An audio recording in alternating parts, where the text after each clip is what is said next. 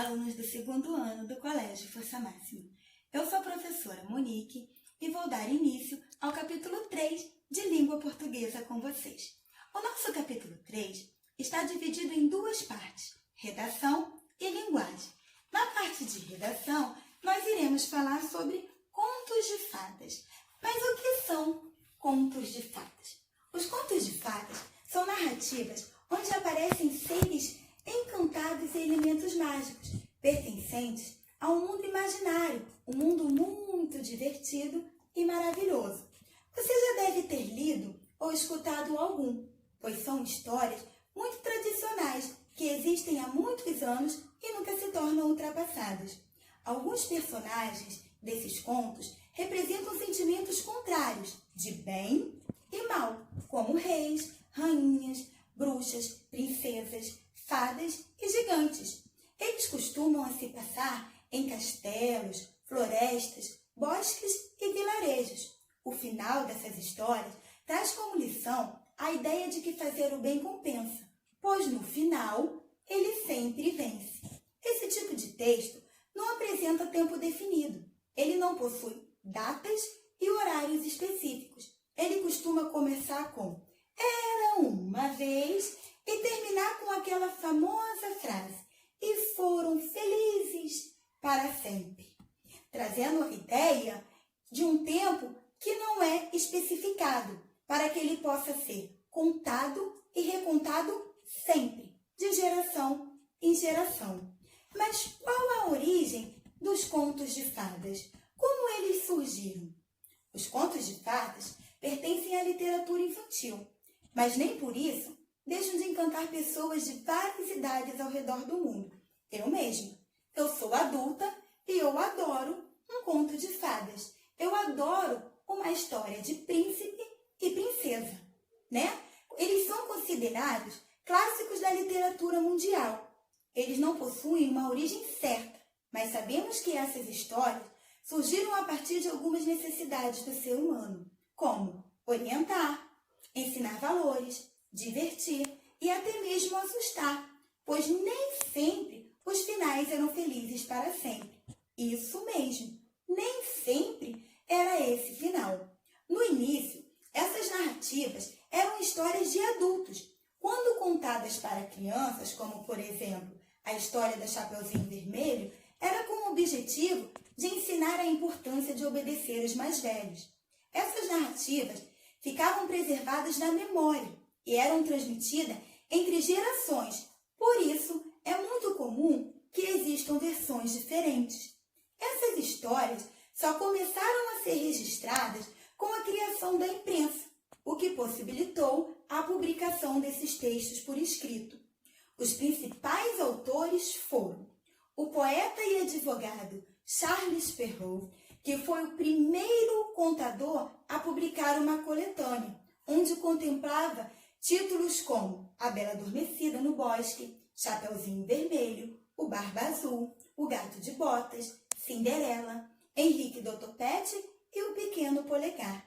Depois vieram os irmãos Grimm, cuja coletânea reuniu contos como A Bela Adormecida, Branca de Neve e os Sete Anões, Chapeuzinho Vermelho, A Gata Borralheira, Joãozinho e Maria, O Pequeno Polegar e outras dezenas de contos.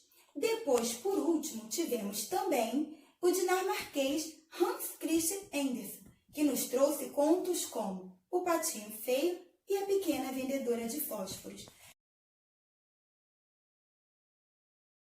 Como será que essas narrativas se organizam? Esse tipo de texto possui uma organização chamada de sequência narrativa, onde eles iniciam com uma situação inicial, marcada por uma situação de tranquilidade, geralmente rompida por um acontecimento que vai levar a uma dificuldade a ser resolvida. Segunda parte é o desenvolvimento, onde essa dificuldade permite o desdobramento do conto de fadas. É um momento onde o nosso herói ou a nossa heroína vai superar os desafios.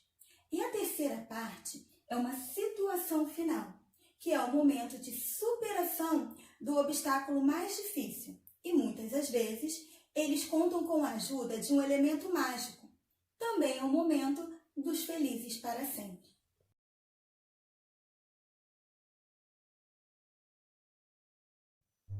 Na parte de linguagem, chegou a hora de revisarmos 3 dos conteúdos vistos no primeiro ano. O primeiro deles é alfabeto e letra cursiva, localizado nas páginas 92 e 93. Você já aprendeu que as letras do alfabeto podem ser escritas de diferentes formas. A letra cursiva é aquela que usamos para escrever à mão, em anotações, lições, bilhetes e avisos. Nestas 2 páginas, vocês vão encontrar 3 atividades para praticar a letra cursiva.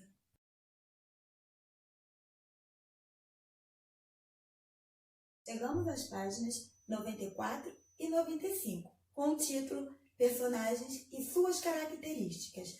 Ao falarmos das características, vamos encontrar os adjetivos. Nos contos de fadas, aparecem palavras que indicam as qualidades do herói ou da heroína e os defeitos da vilã ou do vilão. Há essas palavras, usadas para dar característica aos objetos e seres, chamamos de adjetivos. Por exemplo, a princesa. Ela é linda, bonita, atraente, delicada. E a bruxa? Ela é má, cruel. A essas palavras chamamos de adjetivos. O que são adjetivos? As palavras utilizadas para dar características aos seres ou aos objetos.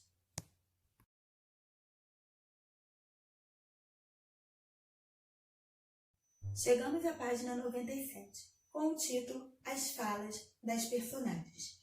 Observe. Nessa primeira frase, eu gosto do conto da Cinderela. O sinal que aparece ao fim dessa frase é o ponto final. Ele é usado para fazer declarações que podem ser afirmativas ou negativas. Vamos passar para uma segunda frase. Você gosta do conto da Cinderela? O sinal de pontuação que encerra a frase é o ponto de interrogação, o qual indica que se trata de uma pergunta. Quando fazemos uma pergunta, precisamos adaptar a entonação da nossa voz, ou seja, a maneira a qual falamos. Você gosta do conto da Cinderela? Vamos à terceira frase. Adoro a Cinderela. Quando o ponto de exclamação encerra uma frase, ele dá a ela uma expressão de surpresa, espanto ou felicidade. Nesse caso, eu estou feliz, porque eu estou falando de uma coisa que eu gosto. Adoro a Cinderela. Esse ponto também é usado em frases que expressam ordem. A entonação da frase exclamativa também sofre alteração, pois ela deve manifestar as minhas emoções.